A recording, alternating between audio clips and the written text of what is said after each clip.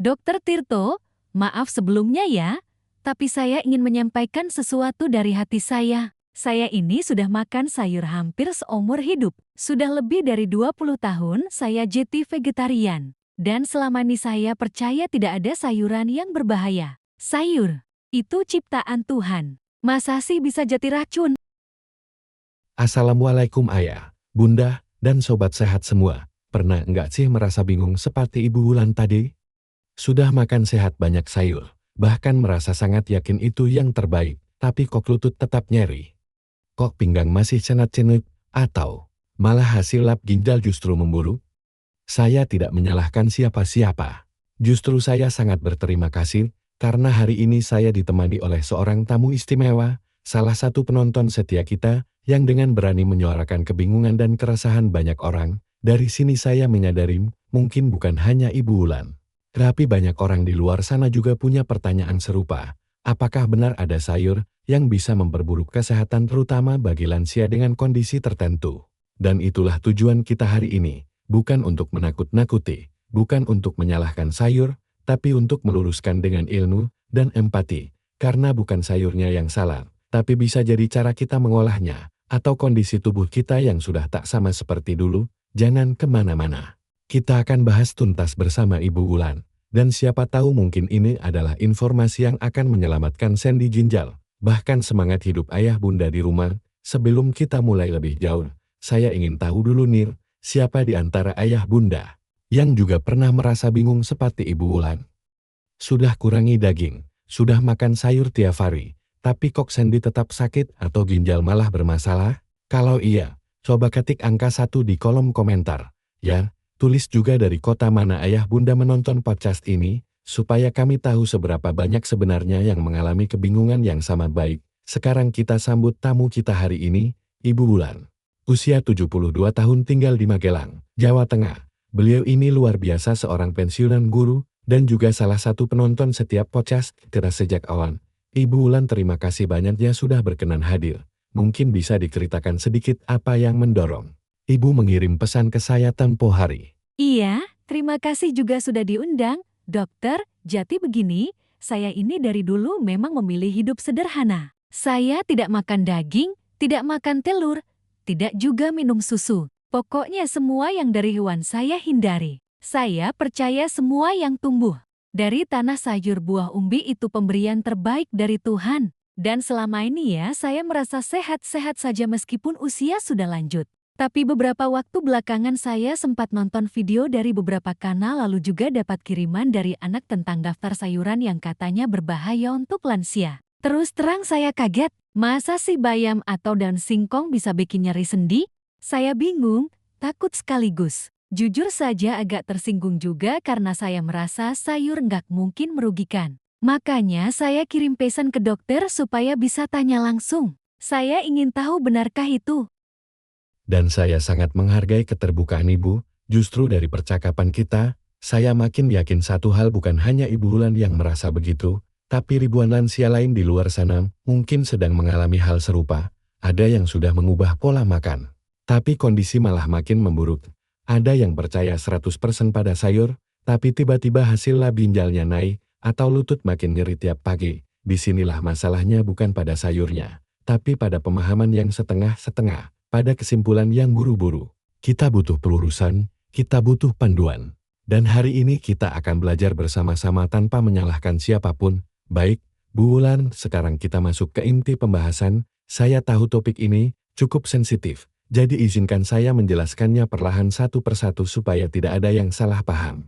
Pertama-tama kita perlu pahami dulu, tidak ada sayur yang benar-benar beracun untuk semua orang. Tapi ada jenis sayuran tertentu yang kandungannya bisa memicu masalah kesehatan, terutama pada lansia yang punya kondisi khusus, contohnya bayam. Bayam? Wah, saya itu hampir tiap minggu bikin sayur bening bayam loh, Dok. Nah, ini dia. Bayam adalah contoh yang menarik. Di satu sisi ia kaya zat besi, vitamin K, serat, tapi di sisi lain, bayam mengandung dua zat yang perlu diwaspadai oleh lansia yang punya riwayat asam urat atau batu ginjal, yaitu purin dan oksalat purin. Saat dicerna akan berubah menjadi asam urat, dan pada lansia yang punya masalah gout asupan purin tinggi, bisa langsung memicu nyeri sendi yang luar biasa.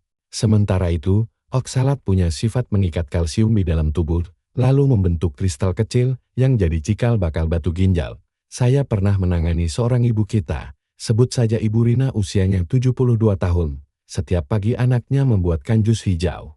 Dari campuran bayam sawi dan nanas, niatnya tentu baik ingin ibu lebih sehat. Tapi apa yang terjadi? Beberapa minggu kemudian, Ibu Rina sering mengeluh nyeri di pinggang dan lutut. Setelah diperiksa, ternyata ada bibit batu ginjal baru dan kadar asam uratnya melonjak.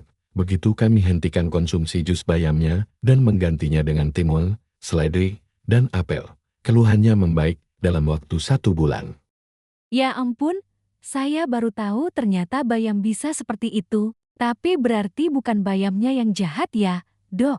Betul, Bu. Bukan soal jahat atau tidak, tapi soal kondisi tubuh masing-masing. Bayam aman untuk sebagian besar orang, tapi bisa menjadi pemicu nyeri untuk mereka yang sensitif terhadap purin atau oksalat, dan sayangnya kebanyakan dari kita tidak menyadari. Tubuh kita punya kerentanan itu sampai gejalanya muncul. Itulah mengapa kita perlu protokol cerdas pilih sayur, sebuah panduan sederhana agar kita tetap bisa menikmati sayur tanpa memicu penyakit. Dr. Tirto Ayah Bunda, bagaimana dengan cerita tadi? Siapa di sini yang juga sering bikin jus bayam atau sayur bening bayam untuk orang tua di rumah, atau bahkan mungkin untuk diri sendiri? Kalau ya, coba tulis di komentar 2 dan ceritakan apakah pernah mengalami keluhan seperti nyeri sendi atau nyeri pinggang. Setelah itu, komentar dari ayah bunda bisa sangat membantu yang lain agar lebih waspada dan belajar bersama. Jangan sungkan berbahagia. Kalau bayam adalah sayuran pertama yang perlu kita perhatikan, maka yang kedua dan ketiga adalah kangkung dan daun singkong. Kita mulai dulu dari kangkung ya, Bu Wulan. Kangkung ini favorit banyak orang, rasanya enak, mudah dimasak, dan cocok jadi lauk apapun. Mulai dari sambal sampai ikan asin. Tapi di balik kesederhanaannya, kangkung juga termasuk sayur dengan kandungan purin yang cukup tinggi. Bagi orang yang sensitif terhadap purin, misalnya penderita asam urat, makan cah kangkung 1 piring besar malam ini, bisa berarti bangun tidur besok pagi dengan jempol kaki bengkak merah dan nyeri. Wah, saya jadi teringat ada satu waktu saya makan cah kangkung 2 hari berturut-turut karena lagi banyak panen dari kebun. Besoknya lutut saya memang terasa berat dan agak ngilu. Saya pikir karena kecapekan. Bisa jadi itu sinyal halus dari tubuh, Bu. Kadang kita mengira nyeri itu karena usia atau aktivitas, padahal bisa jadi karena reaksi biokimia dari makanan yang kita konsumsi. Sekarang mari kita bahas daun singkong. Daun ini juga sangat populer, apalagi di daerah-daerah seperti Sumatera dan Jawa Tengah. Gulai daun singkong itu sudah seperti makanan tradisi, dan memang dari sisi gizi daun singkong kaya protein nabati, serat, dan mineral. Namun, ada 2 hal penting yang perlu diperhatikan. Pertama, purinnya cukup tinggi mirip dengan bayam dan kangkung. Jadi, kalau dikonsumsi berlebihan oleh penderita GERD, tetap bisa memicu nyeri sendi. Dan yang kedua, daun singkong mengandung senyawa sianida alami. Jumlahnya kecil dan biasanya hilang saat dimasak dengan benar. Tapi untuk lansia dengan fungsi detoksifikasi tubuh yang sudah menurun konsumsi dalam jumlah banyak dan terlalu sering, tetap bisa memberi beban tambahan pada ginjal dan hati. Saya baru tahu tentang sianida itu, Dok, tapi selama ini saya selalu rebus daun singkong agak lama sebelum dimasak lagi. Itu aman, kan? Betul sekali, Bu. Merebus terlebih dahulu adalah kuncinya. Bahkan nanti kita akan bahas lebih dalam soal teknik masak yang bisa menurunkan kadar purin dan oksalat secara signifikan. Jadi bukan berarti harus berhenti makan kangkung atau daun singkong. Tapi perlu cerdas dalam frekuensi porsi dan cara mengolahnya. Karena tubuh kita di usia 60-an ke atas sudah tidak sama seperti dulu lagi. Nah, Bu Marni, setelah kita bahas 3 sayuran daun yang cukup umum di dapur rumah, sekarang kita masuk ke kategori yang sering disebut sebagai superfood. Sayuran-sayuran ini sering dipromosikan sebagai sumber nutrisi terbaik, tapi ternyata bisa menjebak bila dikonsumsi oleh lansia yang punya masalah dengan asam urat atau ginjal. Yang pertama adalah asparagus. Low asparagus, bukannya itu bagus sekali untuk orang diet dan kaya serat?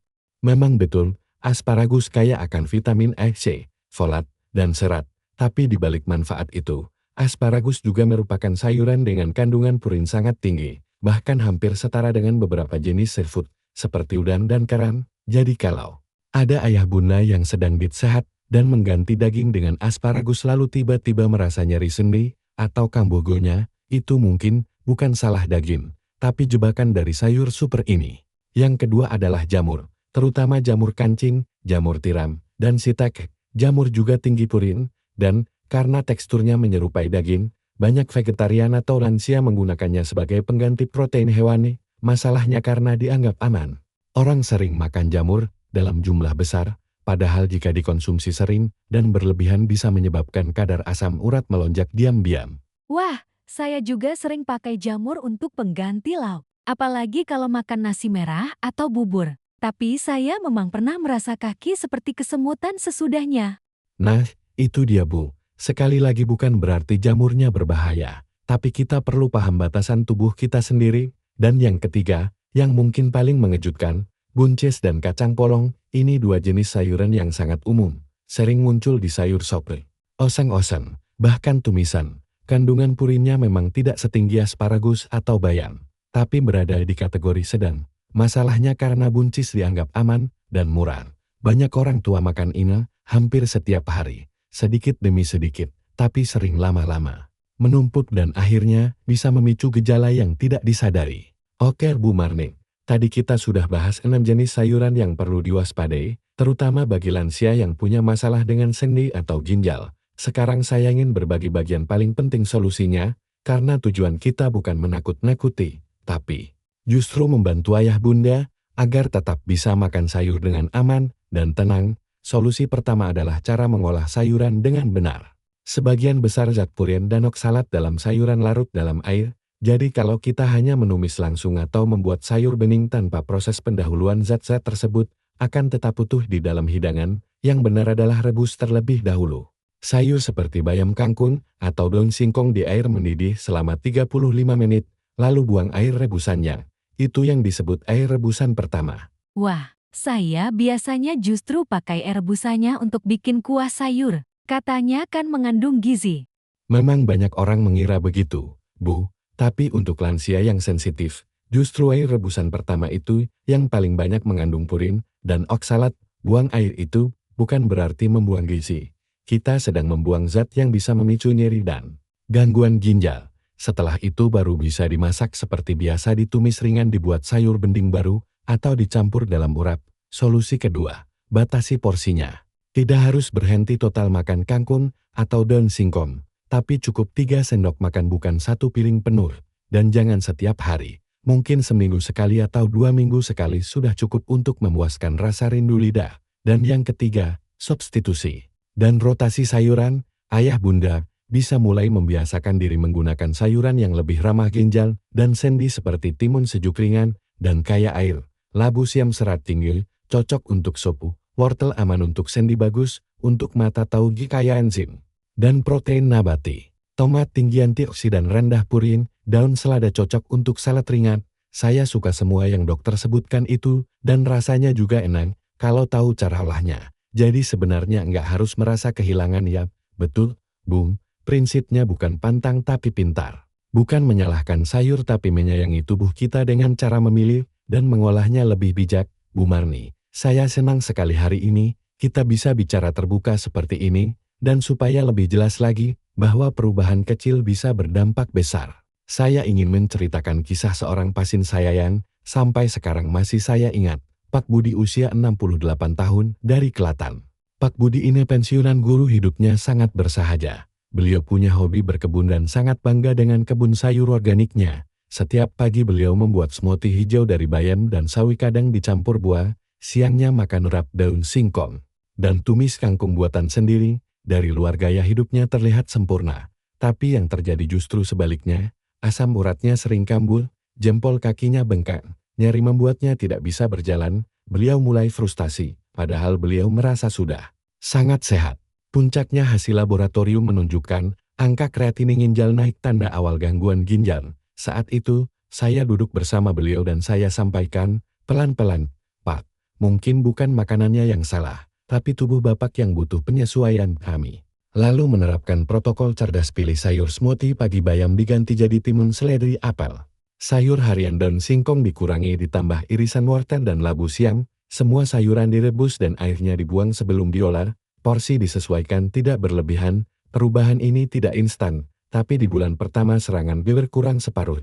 Bulan ketiga beliau bilang sudah hampir lupa kapan terakhir kali nyeri sendi. Dan di bulan ke-6 angka asam urat turun dari 92 ke 65 dan fungsi ginjal kembali normal. Yang paling membuat saya terharu bukan cuma angkanya, tapi semangat beliau Pak Budi. Kembali ke kebun menyiram tanaman dengan wajah tenang tanpa takut nyeri datang sewaktu-waktu. Masya Allah, kisah yang menguatkan sekali. Dok, Jati benar ya? Sedikit perubahan bisa menyelamatkan banyak hal. Benar sekali, Bu, dan untuk menambah keyakinan, saya kutip 2 rujukan. Techno Online Journal of Medicine pernah mempublikasikan bahwa sayuran tinggi purin seperti bayam asparagus dan jamur meningkatkan risiko serangan asam urat secara signifikan pada lansia. Dan menurut The National Kidney Foundation di Amerika Serikat, pasien dengan batu ginjal tip kalsium oksalat disarankan menghindari bayam karena kandungan oksalatnya sangat tinggi. Jadi apa yang kita bahas hari ini bukan mitos, bukan asumsi pribadi, tapi sudah didukung oleh data medis global ayah bunda. Jadi setelah ngobrol panjang lebar tadi, saya ingin mengajak kita semua tarik napas sebentar. Karena sesungguhnya pelajaran terpenting hari ini bukan soal bayam atau kangkung atau daun singkong, bukan soal sayur mana yang berbahaya, tapi soal bagaimana cara kita melihat makanan sebagai teman bukan musuh, dan lebih penting lagi, bagaimana kita memahami tubuh kita sendiri. Sekarang biar saya bantu ringkas ya, supaya gampang diingat dan bisa langsung dipraktikkan di rumah. Yang pertama, kenali dan waspadai. Ada 6 jenis sayur yang tadi kita bahas, bayam, kangkung, daun singkong, asparagus, jamur, dan buncis. Semua sayur itu sebenarnya baik, tapi untuk lansia dengan masalah sendi atau ginjal, perlu dikendalikan porsinya. Yang kedua, olah dengan cerdas, merebus sebentar, dan buang air rebusan pertama. Itu kunci penting yang banyak orang belum tahu, karena purin dan oksalat itu larut dalam air, dan kalau air rebusannya diminum, zatnya tetap masuk ke tubuh. Dan yang ketiga, substitusi dan rotasi, nggak harus makan itu-itu saja tiap hari, variasikan. Menu sayur dengan timun tau, tomat, wortel, labu siam, yang semuanya lebih ringan dan aman untuk ginjal serta sendi. Nah, kalau ayah bunda merasa informasi ini bermanfaat, yuk bantu kami sebarkan. Bagikan video ini ke grup keluarga, ke grup WA, teman-teman pensiunan, atau siapapun yang ayah bunda sayangi. Siapa tahu informasi kecil ini bisa bantu meringankan beban sakit seseorang. Dan jangan lupa klik tombol subscribe dan nyalakan loncengnya, supaya nggak ketinggalan video-video praktis lain dari kami. Terakhir, izinkan saya tutup dengan sedikit pesan untuk hati. Kadang kita lupa bahwa tubuh ini adalah titipan.